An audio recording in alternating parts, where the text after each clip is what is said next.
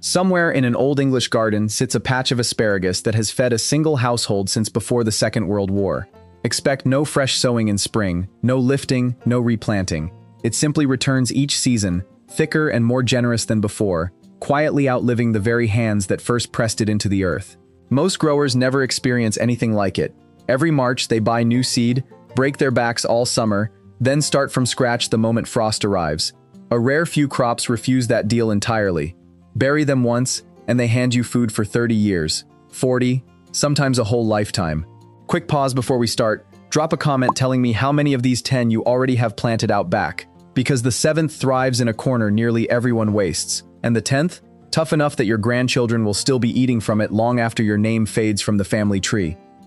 Let's begin with the plant that made this whole idea famous, because it proves the promise better than any other. Asparagus. You will wait for it. That part is true. A fresh crown gives you almost nothing across the first 2 seasons, and any honest gardener will tell you the same. But hold your nerve, resist cutting a single spear until year 3, and something remarkable begins. Those early green shoots push up through cold spring soil, while the rest of the garden still sleeps, and according to University Extension Services, they keep returning for 15 to 30 years from a careful start. On the grower forums you will find beds still cropping at 50, and a family swears theirs has fed them for over a century, older than anyone alive in the house. This is no modern discovery. The Egyptians revered asparagus more than 2,000 years ago, cherishing it so deeply they laid the spears as offerings to their gods, and the very name traces back to an old Persian word for shoot. Here is the part most people never grasp. A mature bed can throw up as much as 2,500 pounds of spears per acre in its strong years. Scale that to a backyard patch and you have fresh, early vegetables on your plate every spring, while the neighbors are still flipping through seed catalogs. 3 years of patience buys 30 of food. No annual crop on earth offers a trade that lopsided. But asparagus has a weakness, and it is the very thing our second plant laughs at: cold and neglect. Asparagus needs a proper site and steady care. Rhubarb barely needs you at all. This is the crop that survives when the gardener gives up, when the cottage falls empty and the fences rot. Growers across northern Britain report the same eerie thing. Walk through a long-abandoned village, and the lone edible still standing among the weeds is often a great red-stalked clump of rhubarb, holding its ground long after the last person left. Set a crown into the earth and it feeds you tart, thick stalks for 10 to 20 years, often far longer if you split that crown every 4 or 5 seasons to keep it young. It wakes early, right beside the asparagus, handing you the first real harvest of the year when nothing else is ripe. A warning worth its weight in gold though: never eat the leaves. The stalks are the prize. The big green leaves above them carry enough oxalic acid to make you seriously ill, which is exactly why the plant is left so completely alone in those empty villages. 2 crops down, and both hand you spring. The third hands you the back half of summer, and it does something underground that will change how you picture a garden entirely. That third crop is the Jerusalem artichoke, or sunchoke. Forget the misleading name. It is neither from Jerusalem nor an artichoke, but a native North American sunflower, grown for the knobbly tubers hiding beneath it.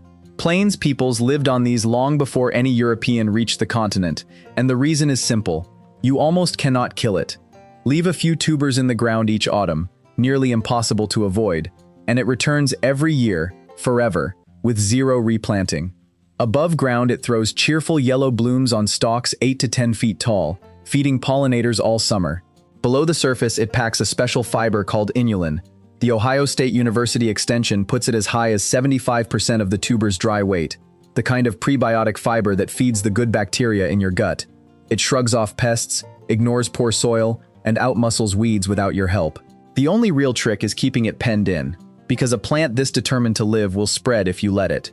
That is toughness underground. Now let's climb off the soil completely, because the 4th plant grows food you pick standing up, and it outlives everything covered so far. Meet the high-bush blueberry. People treat blueberries as delicate and fussy, and across their first couple of years they do sleep, building roots instead of fruit. Then they wake and refuse to quit.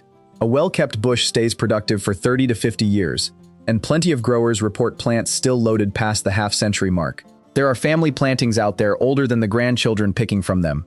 The secret to that longevity is almost laughably simple, and most people never learn it.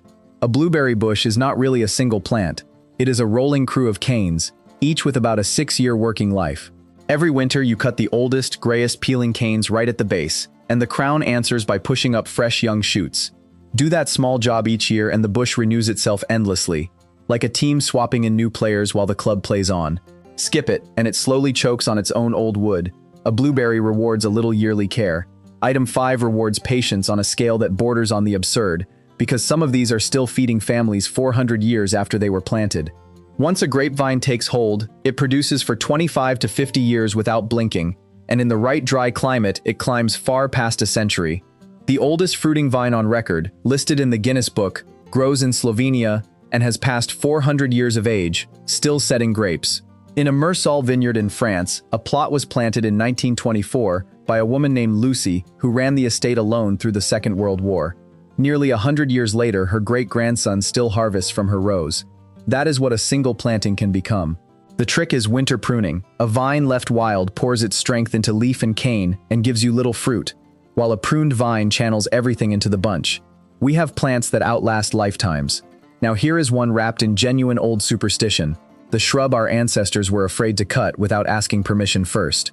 The elderberry earned that fear. For centuries across Denmark, Germany, and the British Isles, people believed a spirit lived inside the elder mother, or Hildemor. Folklore held that you must speak to her and ask leave before taking a branch or a berry, or she would curse your harvest. In some places, cutting elder for firewood was flatly forbidden. Strip away the fairy tale, and a practical truth remains. This hardy shrub returns season after season, throwing out flat white flower heads in summer and heavy hangs of dark berries in autumn, generous with almost no help from you. A single rule matters more than all the folklore, and it is real science, not myth. Never eat the raw berries. They contain cyanogenic compounds that will turn your stomach. The fruit must be cooked before you touch it, which is why every traditional use is a syrup, a wine, or a simmered preserve. Handle that step and the elder feeds you every autumn, exactly as she fed the people who once thanked her out loud before picking. We have moved from spears to roots to bushes to vines. Now, the plant I promised you at the very start, number 7, the crop that turns your worst, most useless corner into food. Horseradish, that shady, forgotten strip down the side of the house where nothing else will grow. Horseradish treats it like a throne. It tolerates a lightly shaded spot most vegetables would sulk in, asks for next to nothing, and hands you harvestable roots in its very first year. And it does not stop. Leave the smaller roots behind when you dig, again, almost unavoidable. And it storms back season after season with such stubborn energy that many people grow it inside a sunken bucket just to stop it marching across the plot. There is no hint of its famous fire while it sits in the ground. The sharp, sinus-clearing heat only bursts out once you grind the fresh root. A planting in a spot you were wasting anyway gives you a lifetime of pungent homemade sauce that shames the shop-bought jar. Roots and bushes are behind us. The last 3 climb into tree territory, and this is where plant once, feed for decades, stops being a figure of speech and becomes literal inheritance. Take the apple. Nothing on this list is more ordinary, which is exactly why it gets underestimated. A well-sited tree can live for several decades and, in the right conditions, push up toward 100 years of age, dropping fruit across generations of a family. The tree a grandfather sets in the ground can still be feeding his great-grandchildren. Not sentiment, simply how long healthy apple wood lasts. A single piece of knowledge decides whether you get a heavy harvest or a bitter trickle, and it catches first-time growers out constantly.